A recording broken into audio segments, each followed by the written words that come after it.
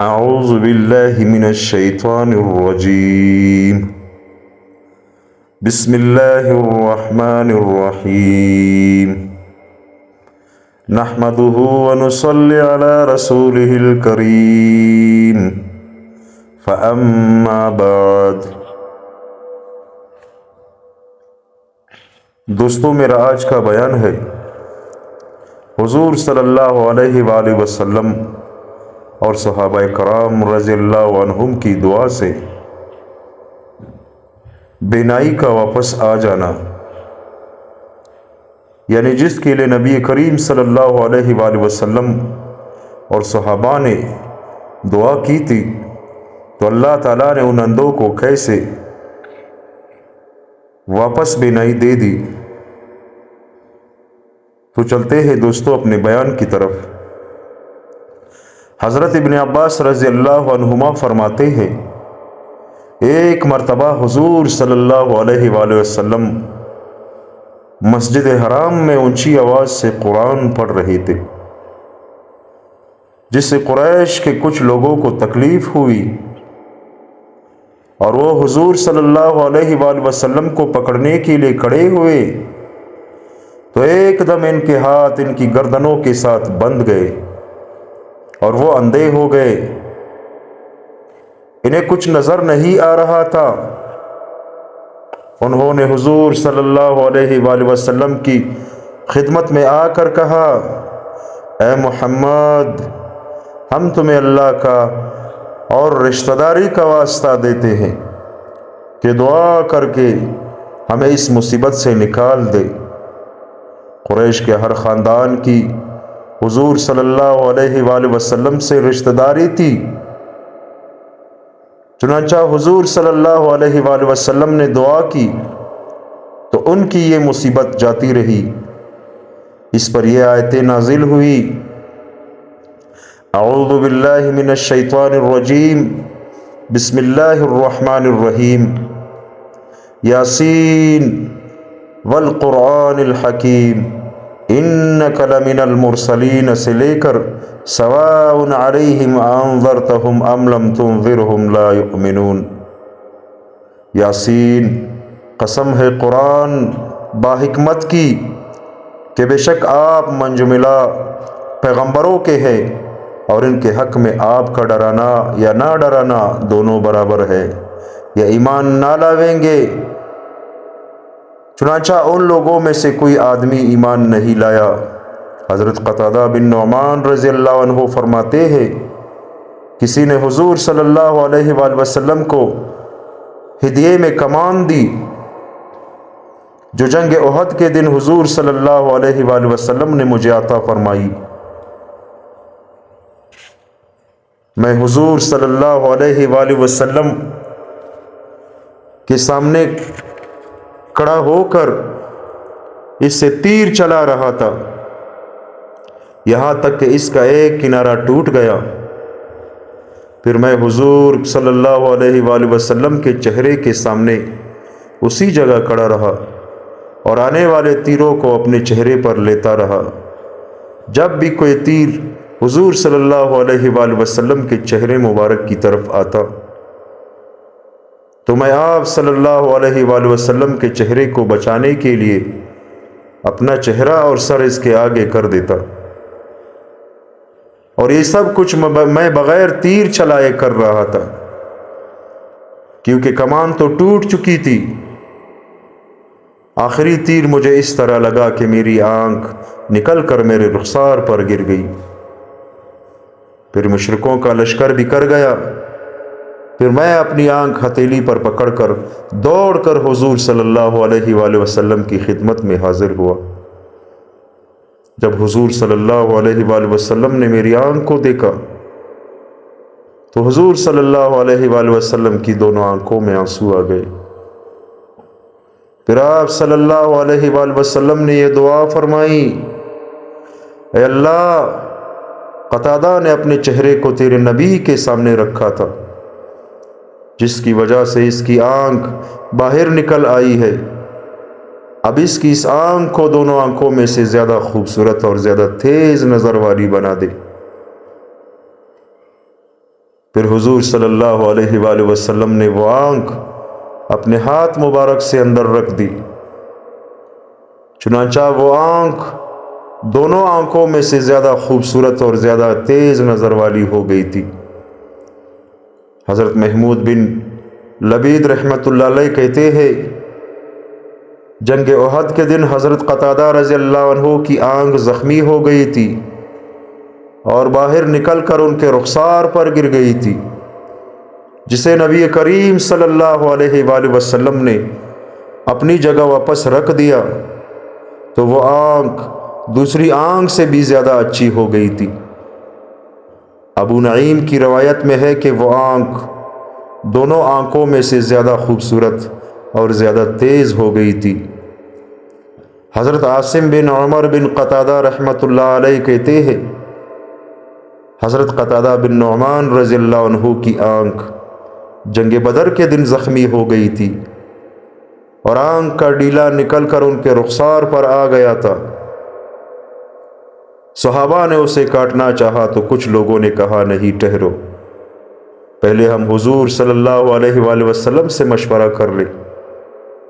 حضور صلی اللہ علیہ وآلہ وسلم سے مشورہ کیا تو آپ صلی اللہ علیہ وآلہ وسلم نے فرمایا، مت کاٹو۔ پھر حضرت قتادہ کو حضور صلی اللہ علیہ وآلہ وسلم نے بلایا اور ہتھیلی ڈیلے پر رکھ کر اسے دبایا اور اندر کر دیا، چنانچہ وہ آنکھ ایسے ٹھیک ہوئی کہ پتہ ہی نہیں چلتا تھا کہ کون سی آنکھ ضائع ہوئی تھی۔ سبحان اللہ۔ حضرت عبیدہ رحمۃ اللہ علیہ کہتے ہیں، جنگ احد کے دن حضرت ابو ذر رضی اللہ عنہ کی آنکھ زخمی ہو گئی تھی۔ حضور صلی اللہ علیہ وآلہ وسلم نے اس پر اپنا لعاب مبارک لگایا تو وہ دوسری آنکھ سے بھی زیادہ اچھی ہو گئی تھی۔ حضرت رفاعہ بن رافع رضی اللہ عنہ فرماتے ہیں، جنگ بدر کے دن مجھے ایک تیر لگا جس سے میری آنکھ پھوٹ گئی۔ حضور صلی اللہ علیہ وآلہ وسلم نے اس پر لعاب لگایا اور میرے لیے دعا فرمائی، جس سے مجھے آنکھ میں کوئی تکلیف محسوس نہ ہوئی۔ قبیلہ بنو سلامان کے ایک آدمی کی والدہ بیان کرتی ہے کہ میرے ماموں حضرت حبیب بن فویق رحمۃ اللہ علیہ نے مجھے بتایا کہ ان کے والد کو لوگ حضور صلی اللہ علیہ وآلہ وسلم کی خدمت میں لے گئے۔ ان کی آنکھیں بالکل سفید تھی اور انہیں کچھ نظر نہیں آتا تھا۔ حضور صلی اللہ علیہ وآلہ وسلم نے ان سے آنکھیں سفید ہونے کی وجہ پوچھی تو میرے والد نے کہا، میں اپنے ایک اونٹ کو سدھار رہا تھا کہ اتنے میں میرے پاؤں کسی سام کے انڈے پر پڑ گئے جس سے میری بینائی جاتی رہی۔ حضور صلی اللہ علیہ وآلہ وسلم نے ان کی آنکھوں پر دم فرمایا جس سے وہ ایک دم بینا ہو گیا۔ میرے ماموں کہتے ہیں، میں نے دیکھا کہ میرے والد کی عمر 80 سال ہو چکی تھی اور ان کی دونوں آنکھیں سفید تھی، لیکن وہ سوئی میں دھاگا ڈال لیتے تھے۔ طبرانی کی روایت میں یہ ہے کہ میرے والد نے حضور صلی اللہ علیہ وآلہ وسلم کو یہ بتایا کہ جب میرا پاؤں سام کے انڈے پر پڑا تو اس وقت میں اپنی اونٹنیوں کے تھنوں پر دودھ نکالنے کے لیے ہاتھ پھیر رہا تھا۔ ابو نعیم کی روایت میں یہ ہے کہ میں اپنے اونٹ کو سدھار رہا تھا۔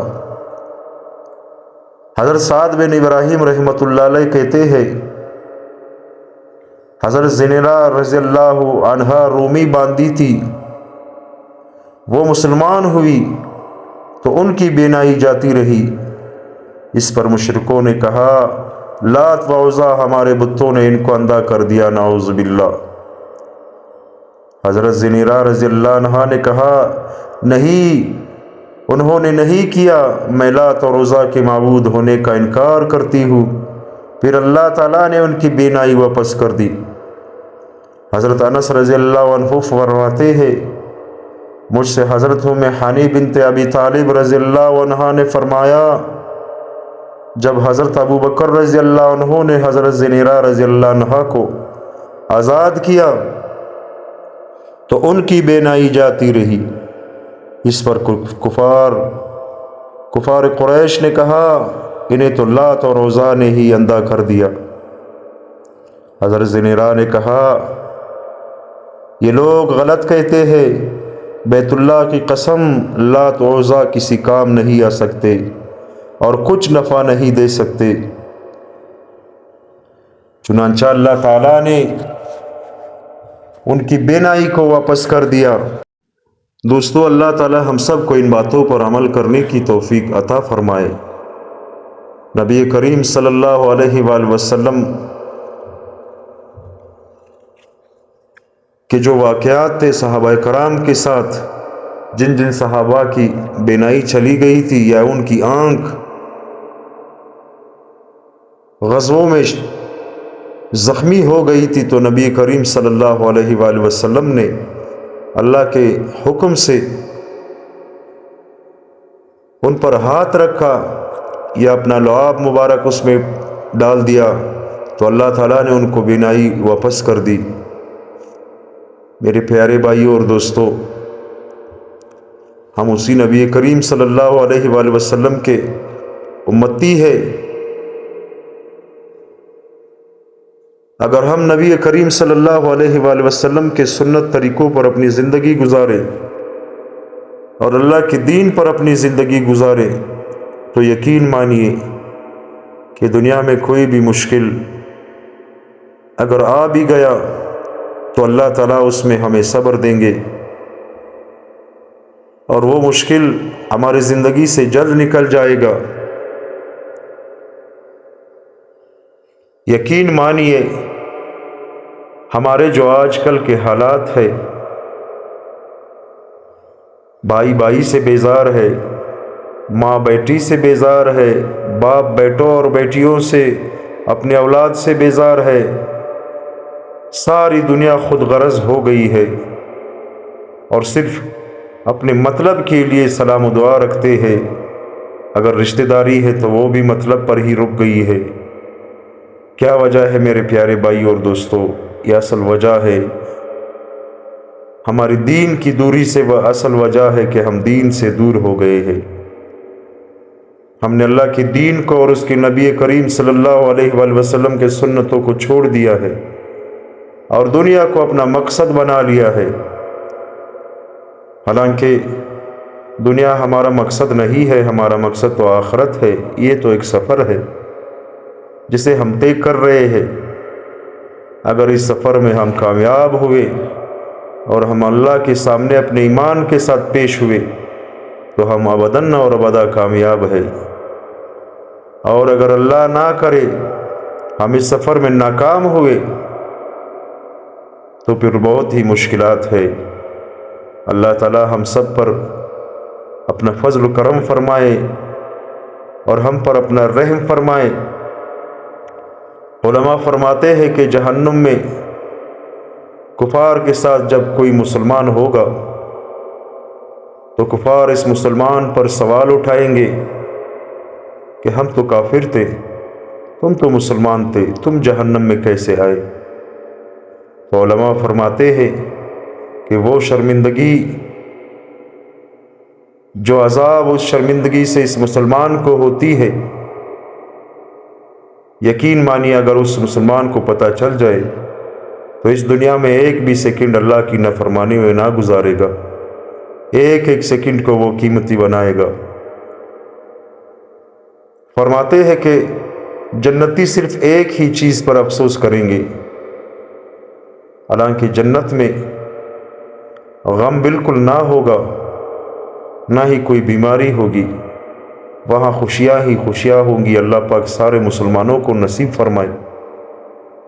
ایک ہی چیز پر جنتی کو افسوس ہوگی کہ اس نے جو ٹائم، جو وقت اس دنیا میں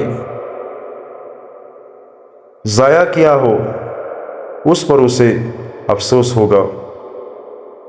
میرے پیارے بھائیوں اور دوستو، یہ چند دن کی زندگی ہے، کس کی رات گھر پہ ہوگی، کس کی رات قبر میں ہوگی، اللہ ہی جانتا ہے۔ ہم اپنی زندگی کو قیمتی بنائیں،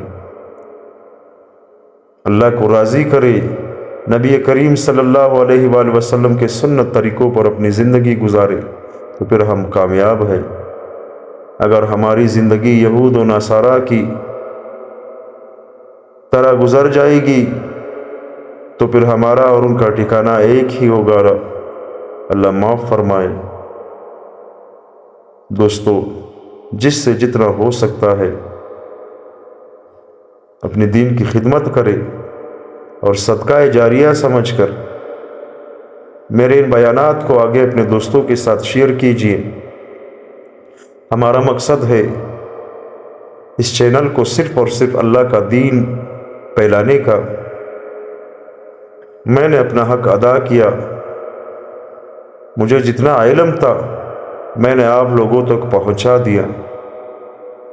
اب آپ لوگوں کا بھی فرض بنتا ہے کہ یہ جو بیانات میں کر رہا ہوں ان کو اپنے دوستوں کے ساتھ ضرور شیئر کریں۔ سوشل میڈیا کا دور ہے، کوئی گانا، کوئی ویڈیو جس کے پاس بھی جاتی ہے تو وہ اپنے دوستوں کے ساتھ شیئر کرتا ہے کہ میرے پاس یہ میوزک آئی ہے، یہ گانا آیا ہے۔ حالانکہ وہ گناہ کا کام ہے، ہم قبر میں ہوں گے، وہ گانے اور وہ میوزک کوئی دوسرا سنتا اور دیکھتا ہوگا، ہمارے حصے کا گناہ ہمارے حصے کا جو عذاب ہے وہ ہمیں قبر میں ملتا رہے گا۔ تو میرے پیارے بھائی اور دوستو، اس سے بہت ہی احتیاط کرنا چاہیے۔ اس پہ صرف وہی چیز ہمیں شیئر کرنا چاہیے کہ وہ جائز ہو یا دنیاوی کاروبار کے لیے جائز ہو۔ اگر ایسا چیز ہمارے سامنے نہیں آتا تو ہم اپنی دین کی خدمت کریں اس پر۔ حالانکہ یہود و نصارہ کی جو چالیں ہے کہ ہمارے مسلمانوں کو ان پلیٹ فارم کے ذریعے خراب کرنے کا، کیوں نہ ہم ان کے اس چال کو ناکام بنا دیں اور اسے اپنے دین کے لیے استعمال کریں۔ تو اللہ پاک مجھے اور آپ سارے مسلمانوں کو ان باتوں پر عمل کرنے کی توفیق عطا فرمائے۔ آمین ثم آمین۔